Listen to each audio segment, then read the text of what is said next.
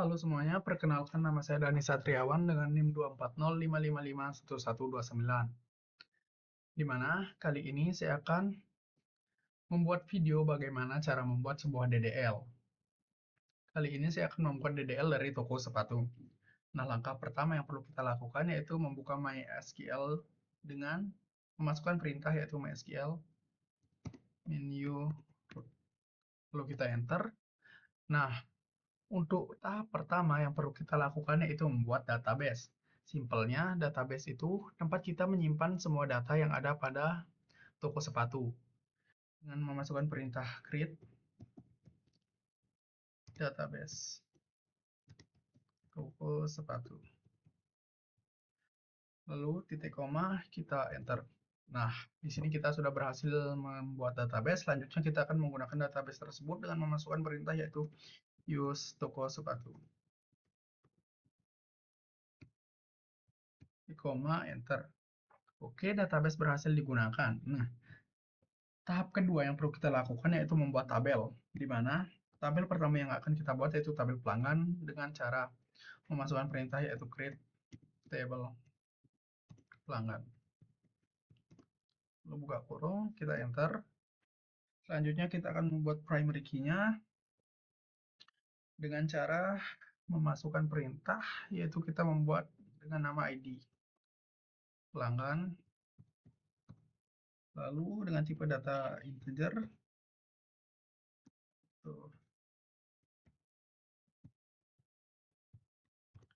primary key. Nah, bagi kalian yang belum tahu maksud dari auto increment ini apa, di mana misalnya ketika ada data baru yang dimasukkan, maka dia akan otomatis menambahkan ID-nya seperti itu. Lalu kita enter di sini, lalu kita tambahkan nama dengan tipe data varchar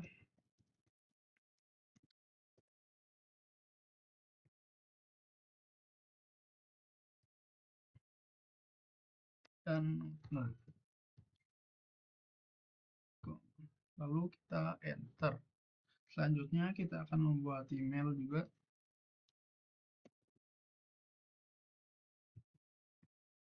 Nah,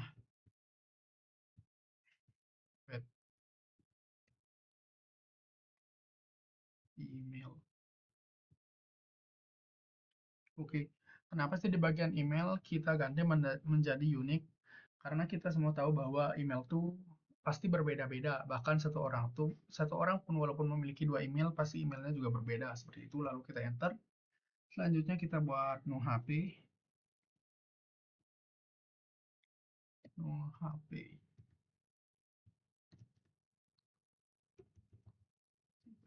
Kita pakai 15 saja di sini.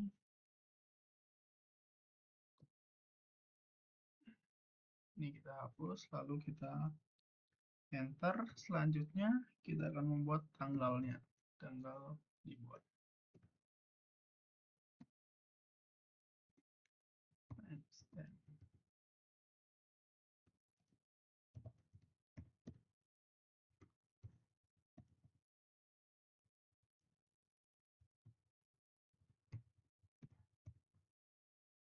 Oke, di mana timestamp ini digunakan untuk mencatat waktu saat data itu dibuat. Sedangkan untuk default current timestamp ini berarti nilai default dalam kolom tersebut adalah waktu saat data itu dimasukkan. Seperti itu, lalu kita enter, kita tutup kurung, titik koma, enter.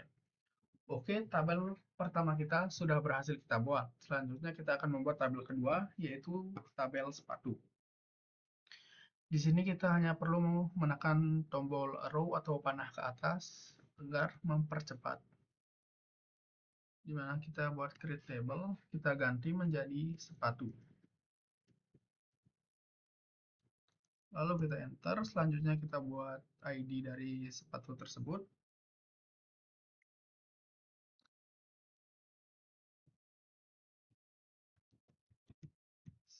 Oke, typo sepatu. Lalu di sini kita enter, selanjutnya kita akan membuat namanya juga. Nama sepatu, karena kita tahu bahwa banyak sekali ada nama-nama sepatu.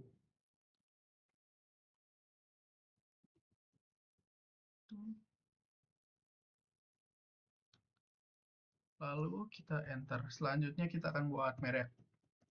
Karena di dunia ini banyak sekali ada merek seperti Nike, Adidas, Puma, dan lain-lain. Dengan tipe data kita apa aja? Kita buat merek di sini. Kita buat objek di mana varchar menggunakan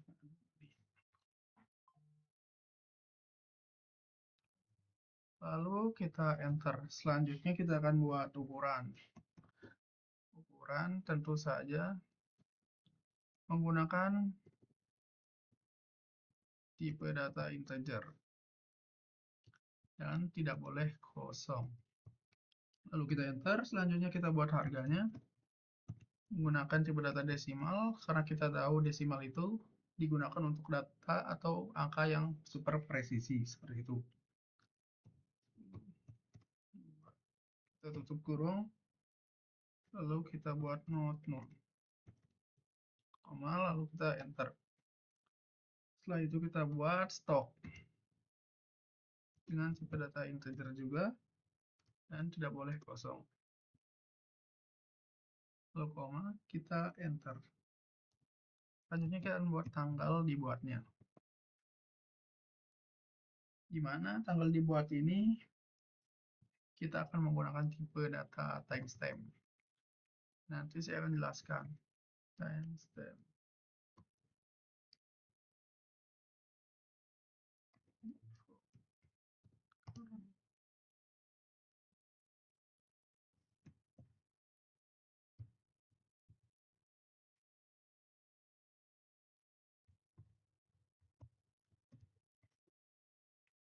Lalu kita enter, di mana fungsinya di sini sama yang di atas ini masih sama.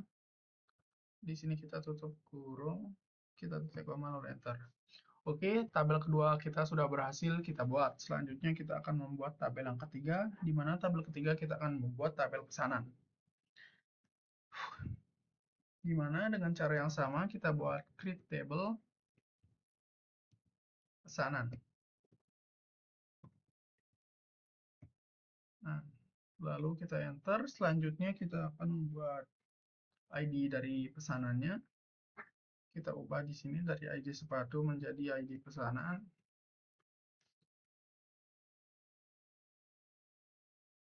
Lalu kita enter. Selanjutnya kita buat ID pelanggan.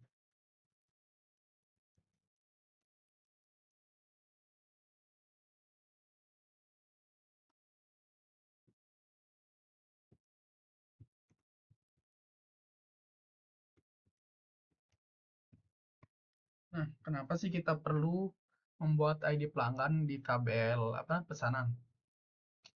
Di mana maksud dari ID pelanggan ini mengacu pada ID pelanggan yang ada di tabel pelanggan, di mana dia menunjukkan pesanan ini milik siapa gitu loh, milik pelanggan yang mana, biar nggak keliru seperti itu.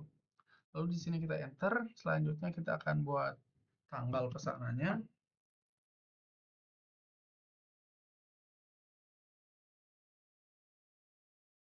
Kita edit di sini.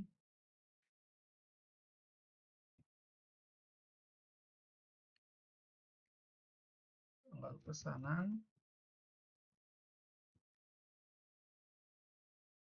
Lalu kita isi koma, kita enter, selanjutnya kita buat total bayar. Mana mengeluarkan data desimal juga, kalau angka. Kita buat total bayar, lalu kita enter. Selanjutnya kita akan membuat penghubung antara tabel pelanggan dan juga tabel pesanan dengan orange.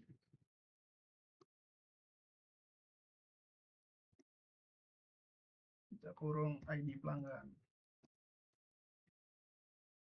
Kita tutup kurung. Selanjutnya reference.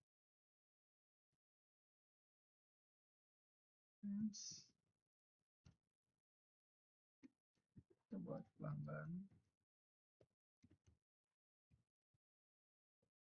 Lalu kita masukkan lagi ID pelanggannya.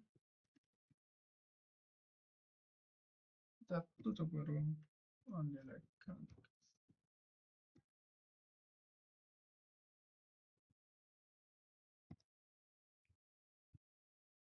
di mana foreign key dari ID pelanggan ini kunci yang menghubungkan antara tabel pesanan dan juga dengan tabel pelanggan. Nah, fungsi dari onDelete Cascade ini berarti jika pelanggan dihapus, maka semua pesanan pelanggan tersebut juga akan terhapus secara otomatis. Seperti itu, lalu kita tutup kurung, lalu kita enter. Oke, tabel ketiga kita sudah berhasil kita buat. Selanjutnya, kita akan membuat tabel keempat, yaitu tabel detail pesanan. Nah, di sini cara juga mirip. Kita hanya perlu memencet row atas atau panah ke atas, create table, kita buat detail pesanan. Kita enter. Selanjutnya, kita buat ID detailnya, ID detail pesanan. Lalu kita enter. Selanjutnya kita akan menggunakan ID pesanan dan juga ID sepatunya.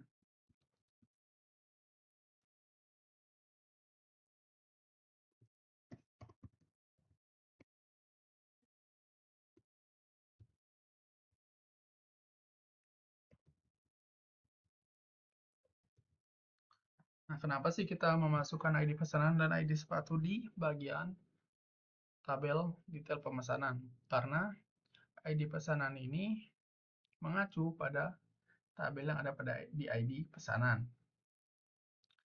Terus untuk di bagian ID sepatu ini juga mengacu pada tabel yang ada di sepatu, di mana untuk menentukan sepatu mana yang dipesan agar tidak terjadi kekeliruan seperti itu. Lalu di sini kita enter, selanjutnya kita akan buat kuantitasnya di sini. Kuantitas nt not null. Lalu kita enter. Selanjutnya kita akan buat subtotalnya menggunakan desimal.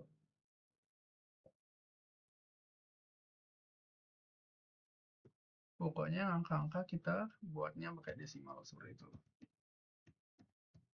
Kita enter, selanjutnya kita hubungkan menggunakan foreign key-nya. Kita ubah di sini menjadi pesanan, ID pesanan. Di sini juga kita ubah menjadi pesanan.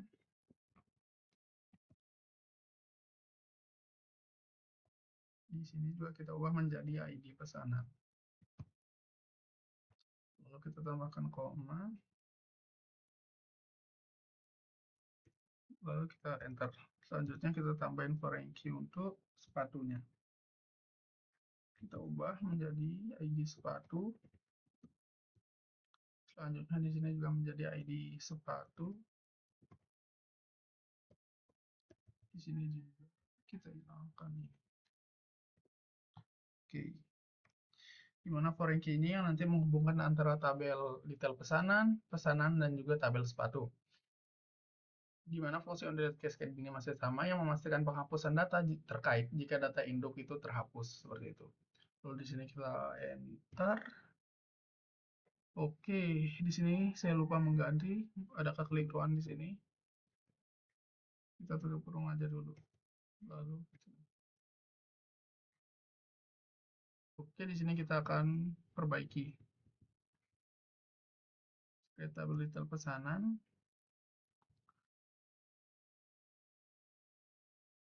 Lalu kita buat ID detail. Kita masukin ID pesanan. Lalu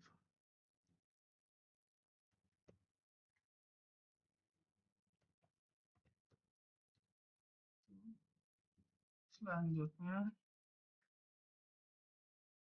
kuantitas.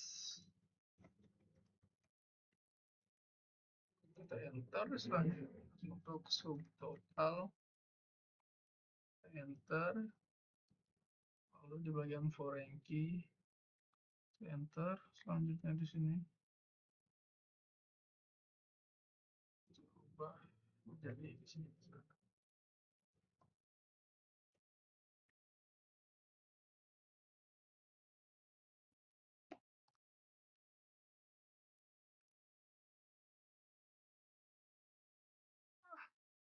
Salah lagi di sini ternyata, kita enter dulu. Kurang, kita perbaikin lagi di sini. Kita create table detail pesanan. Jadi detail. Selanjutnya kita masukin ID pesanan. Setelah itu ID sepatu. Setelah itu kita masukin kuantitas. Setelah itu subtotalnya.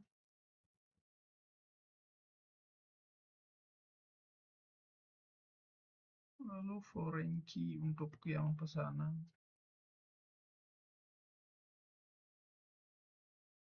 Enter. Selanjutnya foreign key untuk sepatu. Di sini kita ubah menjadi sepatu.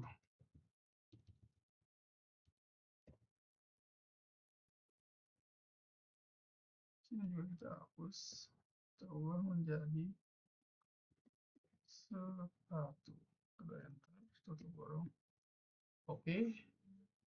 Tabel keempat kita sudah berhasil kita buat. Selanjutnya kita akan membuat tabel kelima. Kita akan membuat tabel pembelian. Caranya masih sama. Kita buat create table. File pesanannya kita ganti menjadi pembelian. Selanjutnya kita enter. Setelah itu kita buat ID pembeliannya. Di sini kita ubah menjadi ID pembelian. Lalu kita enter. Selanjutnya kita akan memasukkan ID pesanannya, di mana ID pesanan di sini mengacu pada tabel yang ada di pesanan yang menunjukkan pembelian terkait dengan pesanan mana, agar pesanannya juga nggak keliru seperti itu. Kita masukin tabel ID pesanan. Lalu kita enter. Selanjutnya kita buat tanggal pembeliannya. Kita cari yang pakai timestamp. Di sini kita ubah menjadi tanggal pembelian. Lalu kita enter. Selanjutnya kita buat total pembeliannya. Di sini kita ubah menjadi total pembelian. Di sini lalu kita enter saja. Selanjutnya kita buat status pembelian, di mana status pembelian ini nanti mengacu misalnya ketika kita mau nyari tahu pesanan itu udah diterima, dikirim, ataupun udah selesai, seperti itu. Kita buat menggunakan varchar.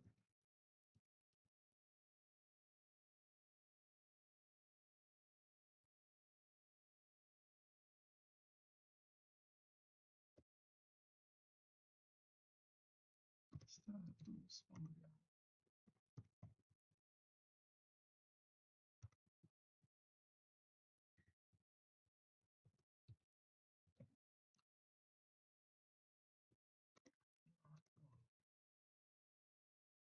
Lalu kita enter. Selanjutnya kita sambungkan menggunakan foreign key di ID pesanan, di mana nanti foreign key ini yang menghubungkan antara tabel pembelian dan juga tabel pesanan. Kita ubah menjadi ID pesanan.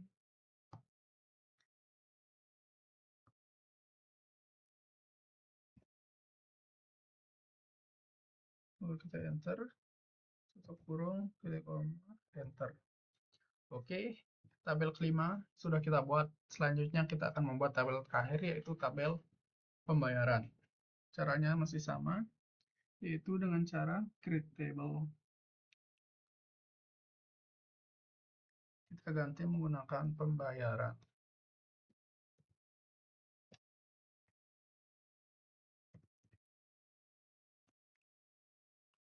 Lalu kita enter. Selanjutnya kita buat ID-nya.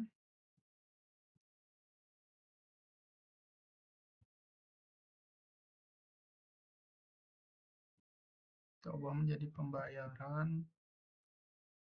Enter. Selanjutnya kita masukkan ID pembeliannya.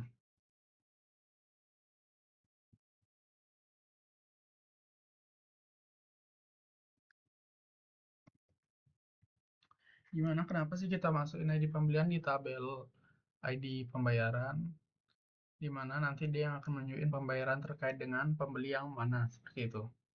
Lalu kita enter di sini. Selanjutnya kita buat tanggal pembayarannya. Tanggal. Lalu kita enter. Selanjutnya kita akan membuat jumlah pembayarannya. Di sini masih menggunakan desimal. Jumlah pembayaran. Nah, lalu kita enter. Selanjutnya kita akan membuat metode pembayarannya. Nah, kita metode pembayaran.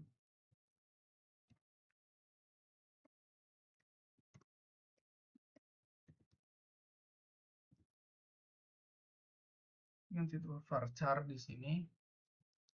Misalnya kita apa namanya? Metode pembayaran ini misalnya kayak ada orang yang pengen pakai kartu kredit, transfer bank ataupun cash kayak gitu. Selanjutnya kita enter di sini. Lalu kita masukin, kita sambungkan foreign key antara ID pembelian dan juga pembayaran atau tabel pembayaran dan juga tabel pembelian.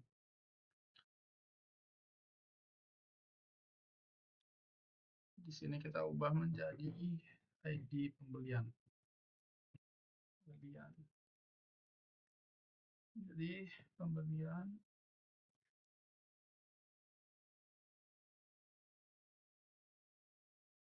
Di sini juga kita ubah menjadi pembelian. Lalu kita enter. Selanjutnya kita tutup kurung, titik koma, lalu kita enter. Oke, di sini kita sudah berhasil membuat DDL toko sepatu. Mungkin segitu aja video yang saya buat kali ini. Sekian, terima kasih.